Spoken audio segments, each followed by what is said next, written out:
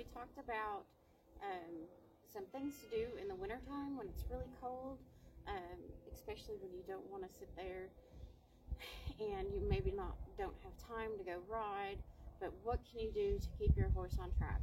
So last week we talked about doing some grooming and why it's important, gives you a little one-on-one. The other thing I want to talk about is you can tune up your lunging skills, whether it be in a round pen free lunging, or you can do it online as well.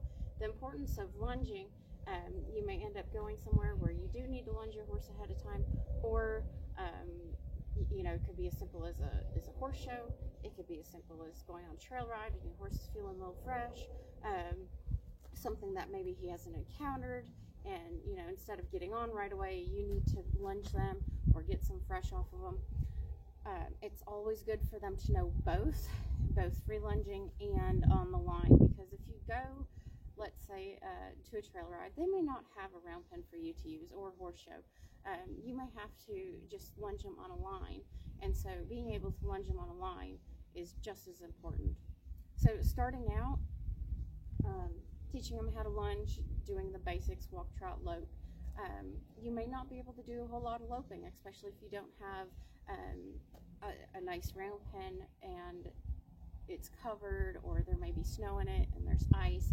So you may not want to go at faster speeds. You may want to just stay at those lower speeds.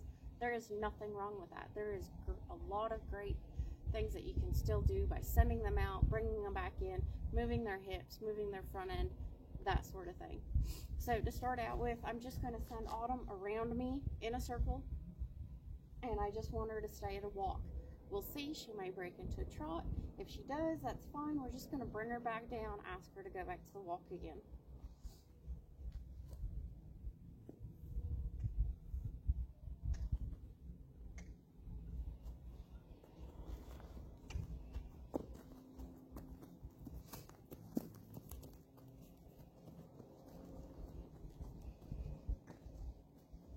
As you can see, she's not really connected with me. I'm going to bump her up into a little trot. And she's still not really paying attention.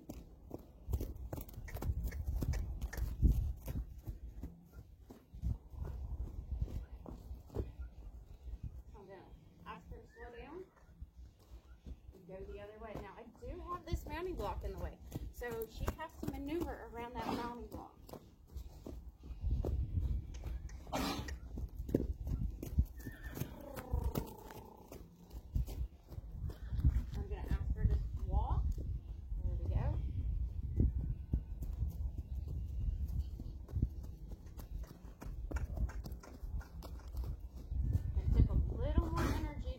Back up to trotting.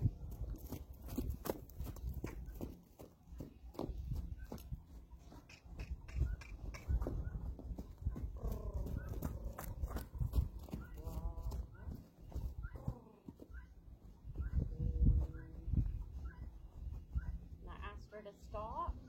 That was pretty good. She hasn't been worked with for about a month, give or take. She's had some time off, so she's a little shaggier than normal. Her hair's a little crazy looking, but overall I was really pleased that she was able to go up from the walk to the trot, back down to the walk, and then back down to the stop. All of it is really simple and basic.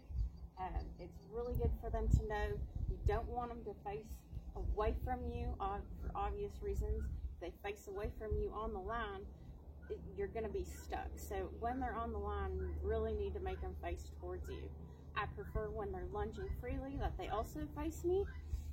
That takes a little bit of skill as well. So either way, I see some people want it one way and other people like it the other way.